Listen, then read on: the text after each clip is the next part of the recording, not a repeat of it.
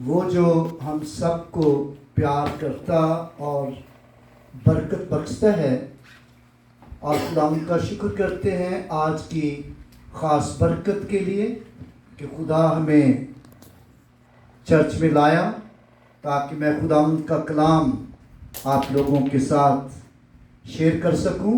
और मैं शुक्रगुजार हूं पादरी साहब का और जिन्होंने मुनासिब जाना और मुझे मौका दिया कि मैं खुदा का कलाम आप लोगों के दरमियान शेयर कर सकूं।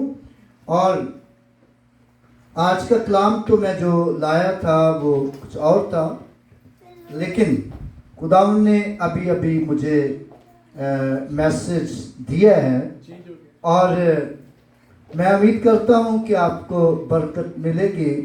और पादरी साहब ने जब ये लफ्ज़ कहे कि यीशु मसीह आगे आगे चलता है और आगे आगे चलेगा और आगे आगे रहता है, और इसी के ताल्लुक से हम सीखेंगे यूहन्ना की अंजील उसका 13वां बाब, यूहन्ना की अंजील उसका 13वां बाब उसकी 34 आयत से लेकर 35 आयत तक, और फिर उसके बाद यूहन्ना की अंजील उसका 15वां बाब उसकी 7वीं आयत से 9वीं आयत तक। यहाँ पर हम बड़ी खूबसूरत बातें अपनी रहनुमाई के लिए देखेंगे। जैसा कि यीशु मसीह ने कहा, मैं तुम्हें एक नया हुक्म देता हूं, आपस में एक दूसरे से मोहब्बत रखो। जैसे मैंने तुमसे मोहब्बत रखी वैसे ही तुम एक दूसरे से मोहब्बत रखो। इससे लोग जानेंगे कि तुम मेरे शागिर्द हो। इससे लोग जानेंगे कि तुम मेरे शागिर्द हो, यानी तुम मेरे लोग हो, तुम मेरे लोग हो। और फिर जब हम 15वें बाब की 7वीं आयत से पढ़ते हैं तो वहां पर लिखा है, यीशु मसीह ने कहा, अगर तुम मुझ में कायम रहो और मेरी बातें तुम में कायम रहें तो जो चाहो मांगो वो तुम्हारे लिए हो जाएगा। तुम चाहो मांगो वो तुम्हारे लिए हो जाएगा। और फिर यीशु मसीह ने यह भी कहा कि मेरे बाप का जलाल इसी से जाहिर होता है तुम बहुत सा फल लाओ, थोड़ा नहीं, बहुत सा फल लाओ, और इससे लोग जानेंगे कि तुम मेरे शागिर्द हो। और फल क्या है जो खुदावन हमारी जिंदगी से चाहता है? और जब हम यूहन्ना की अंजील उसका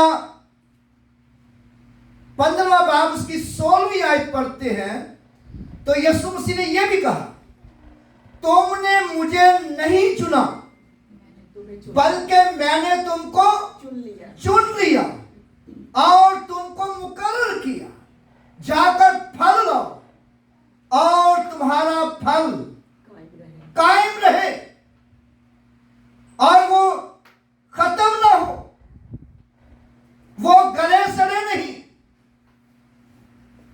बल्कि कायम रहे। आजकल तो हम गलने सड़ने देते ही नहीं, फ्रिज में रख देते हैं, बल्कि 1 साल के लिए फ्रीज भी कर देते हैं। लेकिन यीशु मसीह ने ताजा फल के ताल्लुक से कहा है, और वो फल क्या है? यीशु मसीह ने कहा कि ये बातें मैंने तुमसे इसलिए कही कि तुम एक दूसरे से मोहब्बत रखो। तुम एक दूसरे से मोहब्बत रखो। और जब एक दूसरे से मोहब्बत रखेंगे और यीशु में कायम रहेंगे और यीशु की बातें हम में कायम रहेंगी, तो फिर वादा क्या है कि जो चाहोगे, जो मांगोगे, जो कुछ तुम्हारी डिजायर होगी, और वो सब तुमको मिलेगा, सब तुमको मिलेगा। और ये बात आप समझ गए होंगे कि यीशु पादरी साहब ने कहा कि यीशु मसीह हमारे आगे आगे चलता है, लेकिन आगे आगे वो कैसे चलेगा?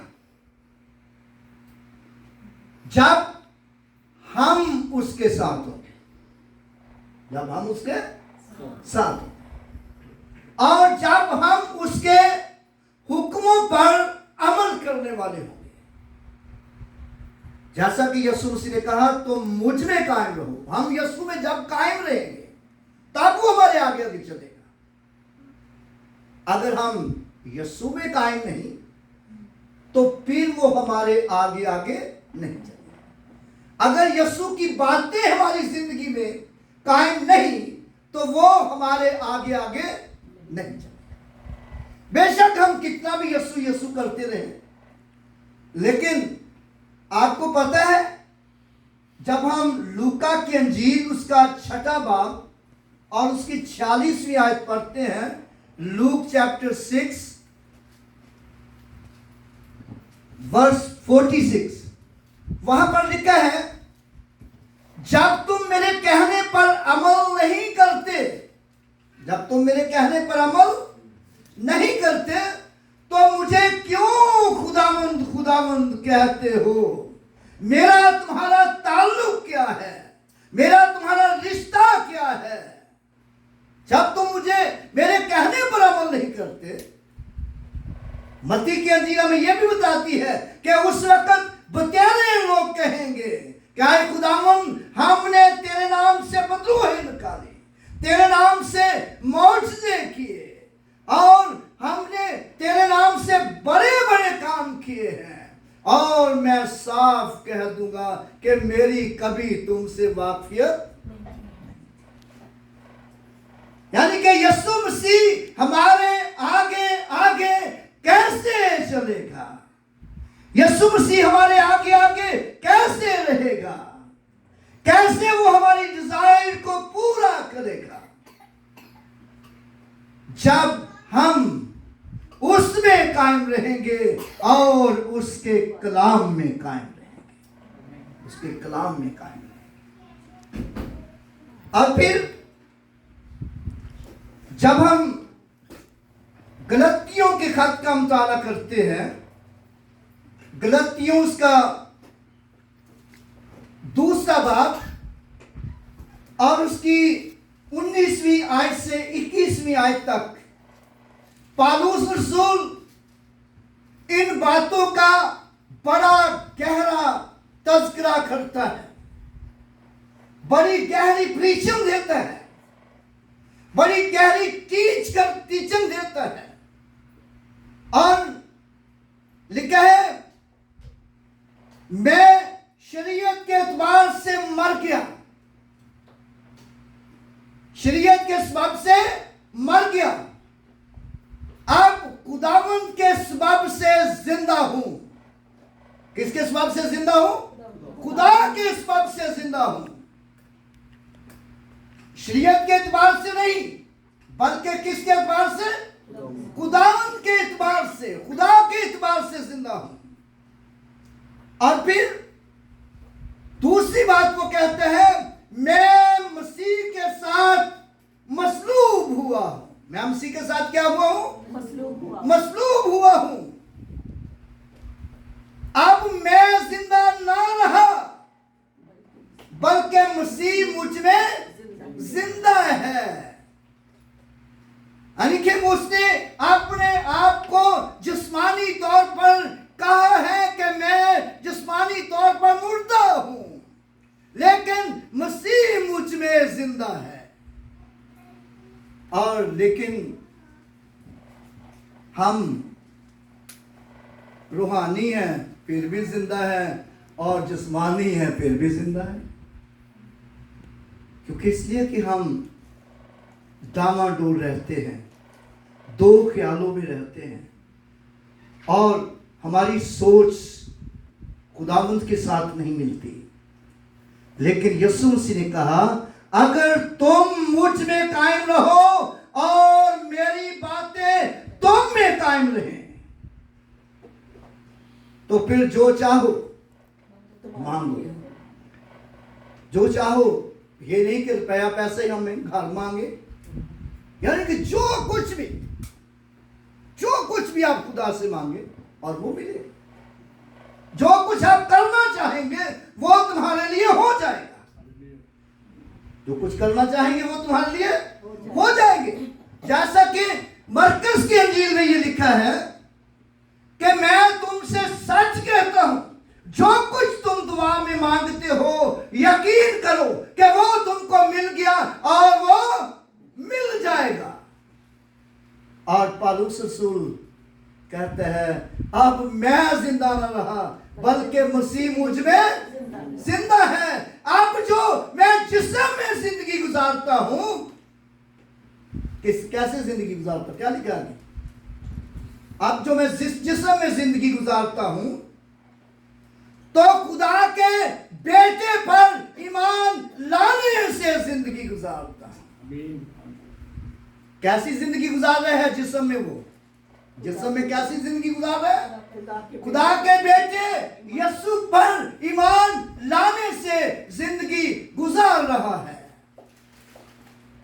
क्योंकि जिंदगी उसी है, लिखा है कि खुदा ने दुनिया से ऐसी मोहब्बत रखी कि उसने अपना इकलौता बेटा बख्श दिया, ताकि जो कोई उस पर ईमान लाए हलाक ना हो बल्कि हमेशा की जिंदगी पाए। और जो कोई शख्स यीशु में कायम रहेगा और यीशु की बातों में कायम रहेगा, यीशु के कलाम में कायम रहेगा, तो फिर वो हमेशा की जिंदगी भी पाएगा और फिर जो कुछ करना चाहेगा वो कर। और पौलुस रसूल ये कहते हैं, अब जो मैं जिस्म में जिंदगी गुजारता हूं, खुदा के बेटे पर ईमान लाने से गुजारता हूं, जिसने मुझसे, क्या लिखा है आगे, जिसने मुझसे मोहब्बत रखी, जिसने मुझसे मोहब्बत रखी। और दूसरी बात यह है कि जिसने अपनी मोहब्बत में अपने आप को मेरे लिए कुर्बान कर दिया। मोहब्बत ये है कि एक दूसरे के लिए अपनी ख्वाहिशात को, अपनी डिजायर को, अपनी सोचों को, अपनी जिस्मानी बातों को एक दूसरे के लिए कुर्बान करने वाला, एक दूसरे के लिए कुर्बान करने वाला। यीशु मसीह ने कहा, तुम मुझ में कायम रहो और मेरी बातें तुम में कायम रहें।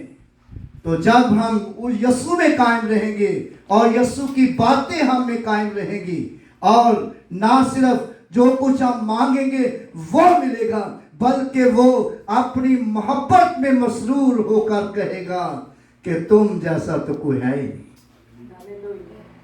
और सफनिया की किताब में बड़ा खूबसूरत लिखा है, मैं मैसेज को ज़्यादा लंबा नहीं करूँगा। सफनिया की किताब में लिखा है, सफनिया उसका 3 बाब और उसकी 17 आयत में बड़ा खूबसूरत लिखा है, खुदावंद तेरे इस बाप से शादमान होकर खुशी करेगा। खुदावन तेरे सबब से शादमान होकर खुशी करेगा और वो गाते हुए तेरे लिए शादमानी करेगा। वो गाते हुए तेरे लिए शादमानी करेगा। और जब तू मसीह में कायम रहेगा, मसीह की बातें तुम में कायम रहेंगी, तो मसीह आसमान पर आपके लिए फरिश्तों के साथ मिलकर खुशी करेगा। देखो ये मेरे लोग, देखो ये मेरे लोग कैसे हैं, कैसे प्यार करने वाले हैं, कैसे मेरे साथ रहने वाले हैं। और फिर वो अपने फरिश्तों को भेज देता है, अपने फरिश्तों को भेज देता है। और यीशु मसीह रूह के वसीला से हमारे आगे आगे चलता है। किस तरह चलता है? रूह के वसीला से हमारे आगे आगे चलता है, अपने फरिश्तों के वसीला से हमारे आगे आगे चलता है। गोवा में फरिश्ते नजर नहीं आते, लेकिन वो फरिश्तों के वसीला से हमारे आगे आगे चलता है। और वो हमें जहां चाहता है इस्तेमाल करना चाहता है, वो इस्तेमाल करता है। और जो कुछ हमारी डिजायर होती है उसको वो पूरा करता है। और जब हम अब्रानियों की खत का मुताला करते हैं, तो अब्रानियों उसका पहला बाब उसकी 14वीं आयत में लिखा है। क्या लिखा है, किसी को पता है इस आयत का? अब्रानियों पहला बाब उसकी 14वीं आयत।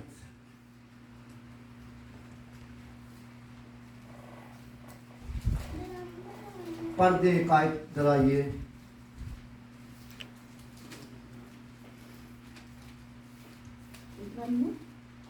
पहला बाब 14वीं आयत। क्या वो सब खिदमत गुजार जी जी हुए नहीं जो नजात की मिरास पाने वालों की खातर खिदमत को भी भेजी जाती हैं। क्या वो सब खिदमत गुजार रूहें नहीं जो निजात की मिरास पाने वालों की खातिर खिदमत को भेजी जाती है? ये खिदमत गुजार रूहें कौन सी हैं? कौन सी रूहें हैं? किनका जिक्र किया गया है? खुदा के फरिश्ते। ये खिदमत गुजार रूहें क्या है? खुदा के फरिश्ते। और खुदा निजात याफ्ता लोगों के लिए, खुदा को प्यार करने वाले लोगों के लिए हुक्म देते हैं अपने फरिश्तों को कि जाओ उनकी खिदमत करो, उनकी मदद करो, उनकी रहनुमाई करो। वो हमें नजर नहीं आते, वो हमें नजर नहीं आते, लेकिन वो साथ साथ होते हैं आपकी प्रोटेक्शन के लिए। इसीलिए तो लिखा है, यीशु मसीह ने कहा तुम मुझ में कायम रहो तो मेरी बातें तुम में कायम रहे। यीशु मसीह में कायम रहना और उसकी बातों में कायम रहना, उसके कलाम में कायम रहना सौदा महंगा नहीं, सौदा महंगा नहीं, बल्कि बड़ा सस्ता सौदा है।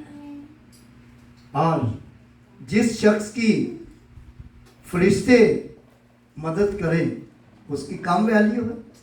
मिसाल के तौर पर प्राइम मिनिस्टर ट्रूडो साहब आ जाए आपकी मदद करने के लिए, तो किसी की भी तो कहें जी पर क्या वैल्यू है इस बंदे की, यहाँ क्या वैल्यू है इसकी। लेकिन जिसकी फरिश्ते खिदमत करें, जिसकी फरिश्ते खिदमत करें, उसकी क्या वैल्यू होगी? आप समझे कि आपकी वैल्यू क्या है। आपकी वैल्यू खुदावंद के हजूर बहुत ज्यादा है। लेकिन जिनकी वैल्यू है उनके आगे आगे फरिश्ते भी चलते हैं, खुदावंद यीशु भी चलता है, पाक रूह भी चलता है, और उन पे किसी तरह की कमी नहीं होती। और कल की बात है कि कल शायद आपने फेसबुक पर देखा हो मुझे, और कल हम जा रहे थे टोरंटो, तो गाड़ी में हमने एक साहब को देखा कि वो रोड पर खड़ा मुनादी कर रहा था। तो हम उसके पास से गुजर गए और उसको देखकर सोचा कि हम वापसी में आते हैं और आकर इसको मिलते हैं। फिर हम वापसी में आए और वापस आकर जब सबको मिले तो उनको मैंने बताया कि मैं खुदा का खादम हूँ, और मेरी बेटी ने उनके साथ काफ़ी बातें की और मेरे दामाद ने उनके साथ बातें की काफ़ी। और उसके बाद उसने अपना माइक उतार कर मुझे दे दिया, माइक मुझे उतार के दे दिया, और खुदावन ने मुझे उस रोड पर इतना इस्तेमाल किया कि मैं मुनादी कर रहा था, और वो जो साहब था वो लोगों को बाइबलें बांट रहा था। कई लोगों ने उसके हाथ से बाइबलें ली और खुदा के कलाम को सुना। और ये कोई मंसूबा नहीं था हमारा, ये खुदावंद का मंसूबा था। याद रखें कि जब आप अपनी जिंदगी में खुदावंद पर डिपेंड करने वाले होंगे और उसमें कायम रहने वाले होंगे और उसकी बातों पर कायम रहने वाले होंगे, तो वो अपने मंसूबे आपकी जिंदगी में जाहिर करेगा और आपको बताएगा कि तू करना क्या है और तेरी तरक्की कैसे होगी। और कई दफ़ा होता है कि हम अपनी तरक्की के लिए बहुत जद्दोजहद करते हैं, लेकिन नहीं हो पाती। पादरी साहबान के पास जाते हैं, जी फलां फर्म में मैं तरक्की कर रहा हूँ, फलां फर्म में मैं काम कर रहा हूँ, कोई तरक्की नहीं हो रही, बड़ी कोशिश करता हूँ, बड़े जेलस हैं लोग, बड़ा तासब है, वो है, ये है। लेकिन याद रखें कि जब खुदावंद आपके साथ है तो हर तरह का तासब, हर तरह की रुकावट यीशु के नाम में टूटती चले जाएगी, बशर्ते कि यीशु में कायम रहें और उसकी बातें हम में कायम रहें। और पौलुस रसूल की तरह ये कहने वाले हों, अब मैं जिंदा न रहा बल्कि मसीह मुझ में जिंदा है। खुदावंद आप सबको बरकत दे। खुदावंद अपने कलाम के वसीला से हम सबको बरकत बख्शे। आइए अपने सरों को खुदावंद के हुजूर झुकाएं और दुआ करें। हालेलुया।